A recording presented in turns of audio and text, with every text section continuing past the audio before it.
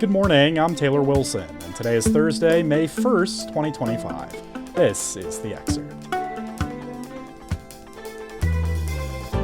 Today, the U.S. and Ukraine sign a mineral deal, plus the economy shrank in the first quarter, and we discuss what's happened to Trump's personal wealth while in office.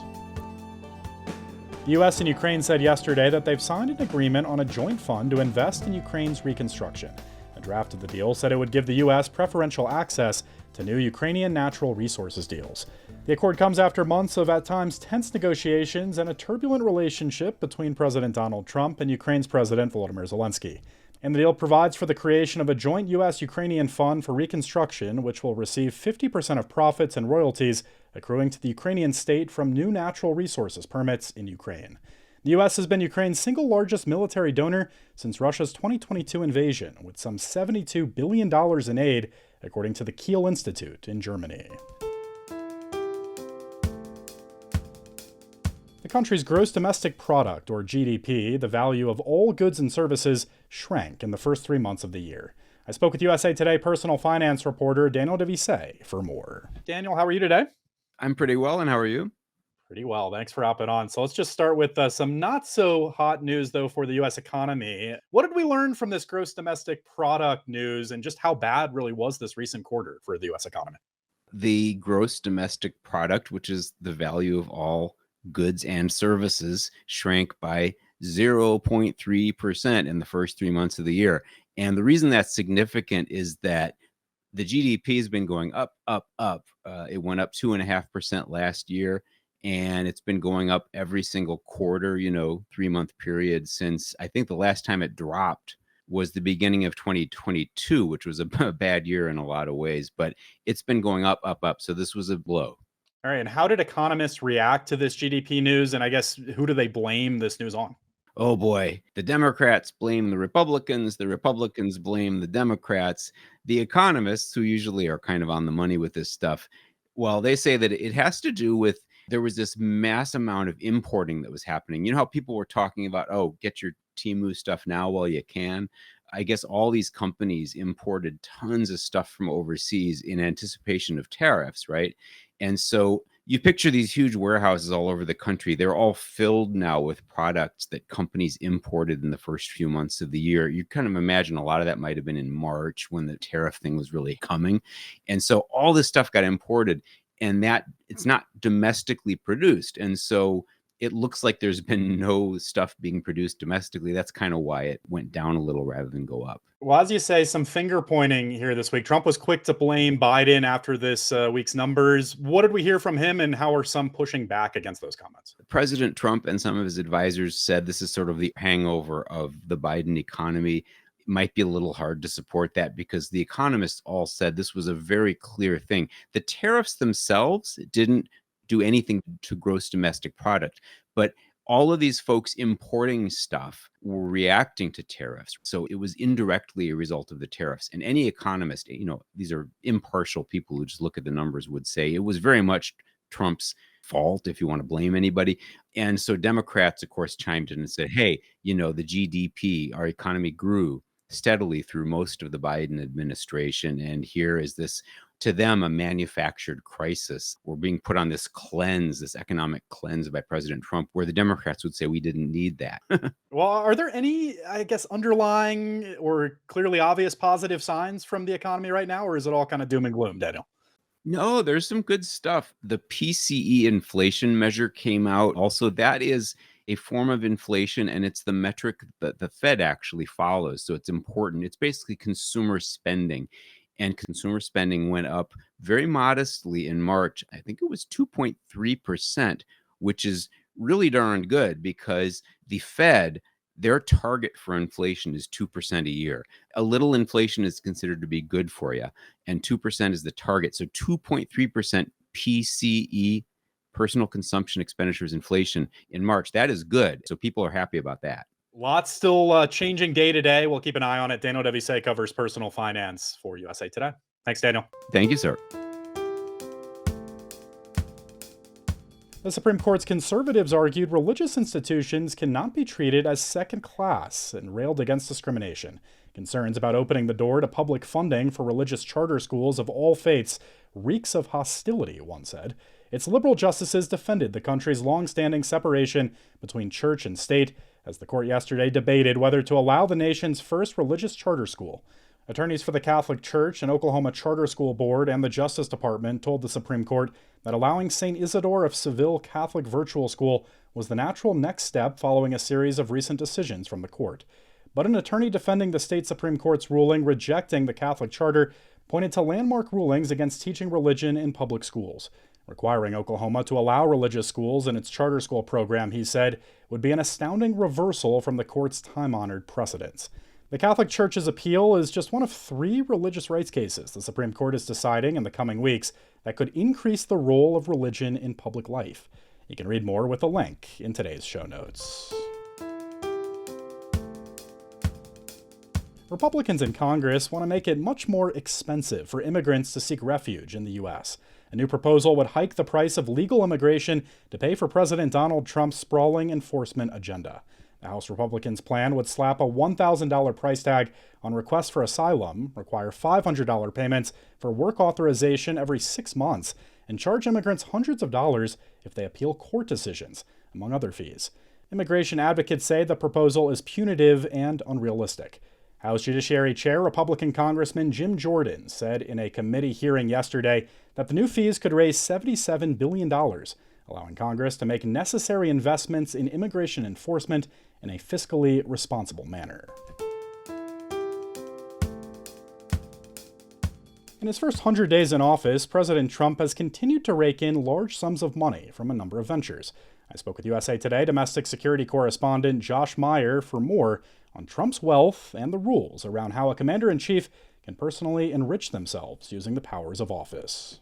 Josh, hiya, sir. How you doing, Taylor? Good, thanks for hopping on. So, in these first 100 days in office for President Donald Trump, let's just start with this. What kind of money has he brought into his personal wealth? What have we been seeing him profit off of?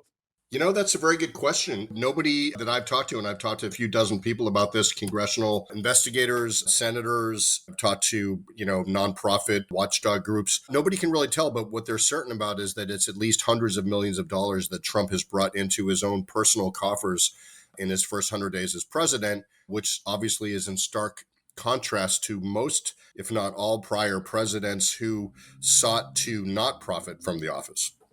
Well, I know a lot of focus has been specifically on this kind of Trump meme coin. This was in the headlines. Can you just refresh our listeners on what this was and how this enters this conversation? So a meme coin is kind of a digital coin. It doesn't really have any intrinsic value. It's just something that you invest in because of the name attached or because of a specific event. And Trump launched his meme coin just before taking office. And then Melania, the first lady, also launched her own meme coin. And Trump's meme coin was worth several billion dollars at one point. It dropped down in price. And then the meme coin company announced that they would be having a special exclusive private dinner with Trump for the people that bought the most meme coins or the most value in the meme coins. And then there would be a special tour of the White House for those that were even, more exclusive. So basically that jumped the profits for Trump and his allies by millions of dollars. But what's also worth noting is that Trump and the other people that were the insiders who got in on this deal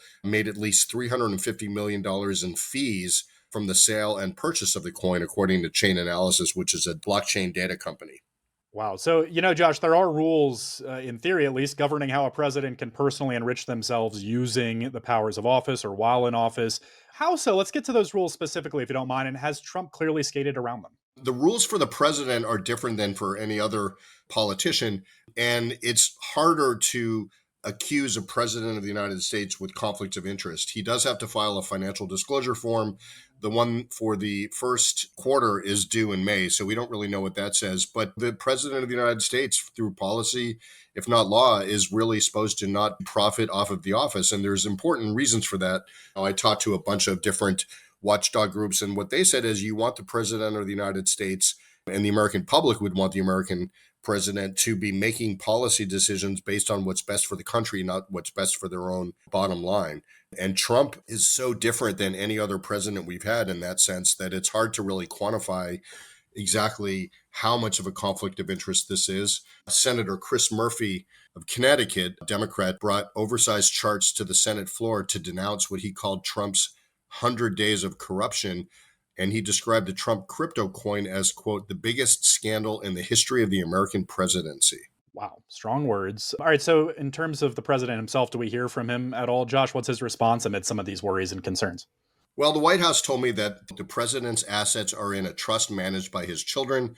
There are no conflicts of interest. Watchdog groups say that's ridiculous because he knows exactly where the profits are coming from, what the entities involved are. He is also the top crypto regulator in the country as the president. He's also called himself the crypto president. So it's not really a blind trust if you know that you have a huge crypto company and a meme coin and that they're benefiting from some of the decisions you've made. Trump was asked about this on his second day in office, and he was asked specifically about the meme coin and asked if he would not seek to profit from his time in office. And Trump said he wasn't really following the meme coin and how much money it had made. He said, I don't know much about it other than I launched it. I heard it was very successful. And then Trump said to a reporter who asked about that at a news event, I haven't checked it. Where is it today? And the reporter said, you made a lot of money, sir, several $billion, it seems like, in the last several days.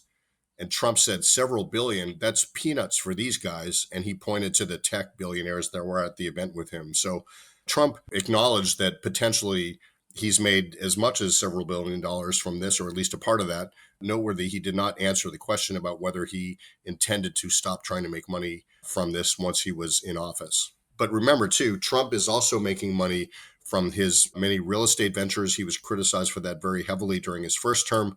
He has Saudi investors from their LIV golf tour that have had 7 of their tournaments at his golf clubs at the same time that he is trying to have a merger between them and the PGA. He's got his Truth Social messaging platform, of which he has at least $3 billion controlling interest. He's also selling all sorts of branded merchandise, including, as we all know, sneakers, jewelry, a lot of things that say fight, fight, fight that are tied to the failed assassination attempt of him last July, and a lot of other things. So it's really hard to get a handle on exactly how much money Trump is making from all of this, but it is unprecedented. We'll be waiting for that financial disclosure form out, in a couple of weeks. Until then, Josh Meyer covers domestic security for USA Today. Thanks, Josh. My pleasure, Taylor, as always. Health and Human Services Secretary Robert F. Kennedy Jr. is again going after fluoride. During a cabinet meeting yesterday with President Trump, he said the chemical used to protect teeth is making Americans, quote, stupider, as he touted his plan to scale it back in the country's drinking water. Kennedy praised Utah for becoming the first state to prohibit local governments from adding fluoride to public water systems, and said he was working to change the federal fluoride regulations to change the recommendations. The health secretary has said he will tell the CDC to stop recommending cities and states add fluoride to public water systems. Adding fluoride to water is not required by law. You can read more with a link in today's show notes. The post-feminist era ushered in a period of time where women were hyper-objectified, a shift led by the ubiquitous presence of pornography. I always compare porn to reality television because they're both products that people engage with in vast numbers. But no one really wants to take them seriously or consider them, but they also both have enormous influence. That was author Sophie Gilbert. In her new book, Girl on Girl, Gilbert takes a closer look at how porn and other pop cultural influences impacted how women see themselves and what women today can do to reverse that trend. You can hear her conversation with my colleague Dana Taylor right here, beginning at 4 p.m. Eastern Time. And thanks for listening to The Excerpt. You can get the podcast wherever you get your audio. If you're on a smart speaker, just ask for The Excerpt. I'm Taylor Wilson, and I'll be back tomorrow with more of The Excerpt from USA Today.